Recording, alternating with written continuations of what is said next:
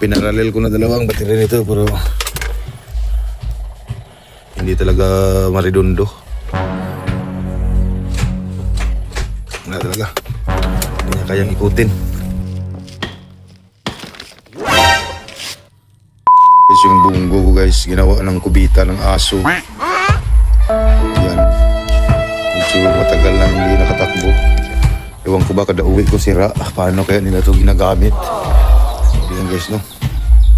Medyo masama na talaga ang kalagayan. Pero ayusin natin ito guys. Patakbuhin natin ito ulit. Agoy ka. Ayaw talaga guys. Pinaralel ko na dalawang baterya nito pero hindi talaga maridundo. Wala talaga. Hindi niya kayang ikutin. Ayan guys, may binili tayong carbon brush at saka terminal clamp connector. Kasi naglo-lose contact din yan guys. At saka umiinit yung wire. Kaya siguraduhin natin na maganda yung connection. Tapos tanggalin natin tong batikulo nito guys.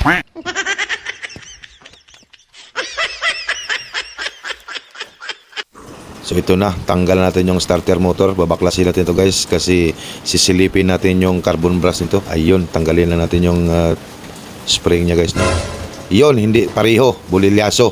Balik sa karton, papalitan natin yan. Yun, tanggal ang armature. Kung makikita nyo yung dulo ng carbon brush, parang kinain ng maramara. Ibig sabihin hindi siya maayos na lumapat dahil sa pudpud na guys. O di kaya mahina yung tulak ng spring. So ayan guys, no, kailangan nating palitan kasi nagkaroon ng spark erosion. So ito namang commutator guys, linisin na natin to guys. Ililihain na natin ng kunti. Pagkatapos guys, yung kanal-kanal dyan guys, no, kailangan malinisan din natin yan guys. Yan, undercutin natin yan guys para hindi siya magsushort. So ito meron tayong ano guys, carb cleaner lang yung ginamit natin guys kasi wala naman tayong electro clean. So parang pareho lang naman yan sila. Tingnan natin kung matanggal ba yung dumi. Ayun, labas ang ata. So ayan guys, no, palitan na natin ng carbon brush. Itong sa ground na carbon brush, dalawa yun guys, dalawa din sa positive. Tapos yung itong sa ground guys, naka-clip lang yan dyan sa body. So yan. Tapos ito namang sa positive guys, kailangan nating i-solda dyan sa loob.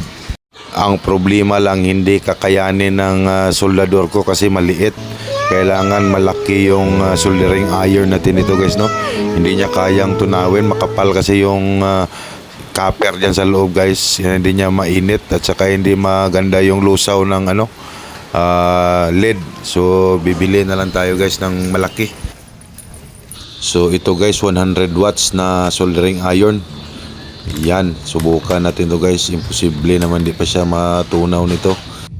So ayan, nililiha muna natin yung surface ng susoldahin natin guys, no, para malinis ng maigi. So ayan guys, napakainit guys, napakalakas, successful talaga yung soldering natin, no.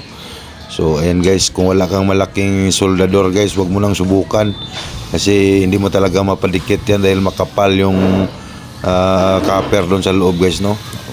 Hindi siya malusaw ng maayos. So ayan guys, assemble natin yung armature. Yan, tak-tak natin para sampak talaga. So ayan guys, no, magkabit tayo ng spring nito guys. Kailangan natin ng lagyan ng pre-compression. Ibig sabihin, ikutin natin yung gitna ng 180 degrees bago natin ipasok doon sa stand. So ayan guys, may pre-compression na siya guys, no. So kailangan talaga may pressure talaga. So ayan guys, no, medyo matigas siya. Saka natin ipasok yung carbon brush. So kailangan maganda talaga yung tulak niya guys, kasi kung basta-basta ikabit mo lang yan guys, mahina talaga yung spring, kaya hindi siya matulak, mag-i-spark doon, masisira lang din agad yung carbon brush natin. So ayan guys, salpak na natin yan doon guys, no. Ititesting muna natin sa labas para malaman natin kung gumagana talaga. So ayan guys, kailangan din ng Mountain Dew kasi uhaw-uhaw na.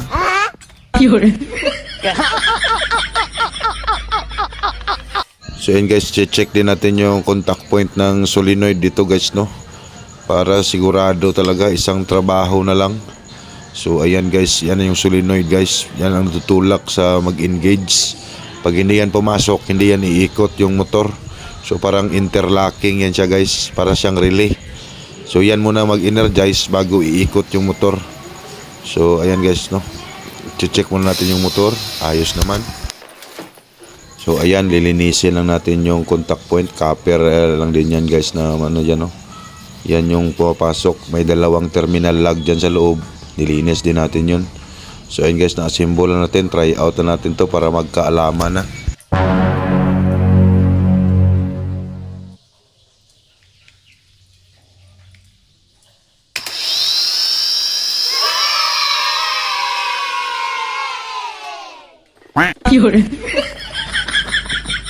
So yan guys, isampak na natin guys para malaman na natin kung aandar ba talaga tong matagal ng patay.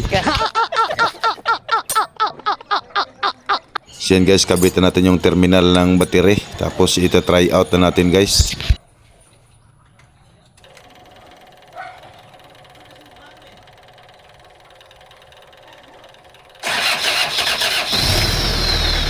Ayun, parang lumindol guys sa lakas ng starter guys.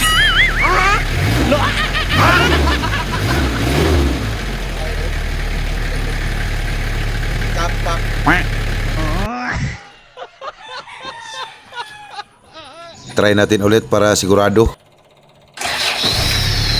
Yun! One click! One click ako.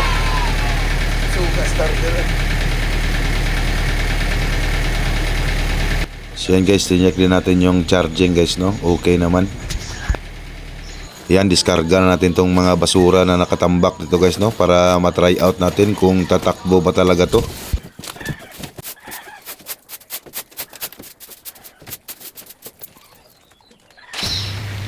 Yun, one click. Lakas ng starter guys, yumuyog-yog talaga. Wow naman! Wow! Wow! Pinapunasan ko muna yung windshield kasi parang zero visibility talaga.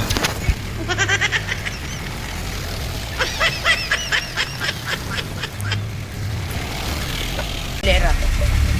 Oyos naman.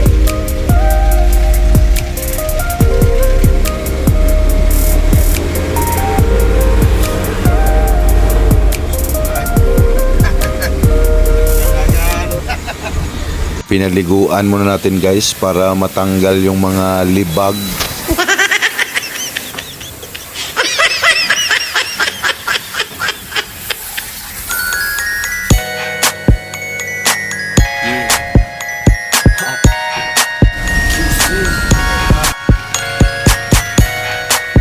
Hanggang dito na lang guys. Thank you for watching. Paki-share and follow guys. Cheng Marino. Have a nice day. She's back to life. Tecnologia! Tecnologia! Tecnologia!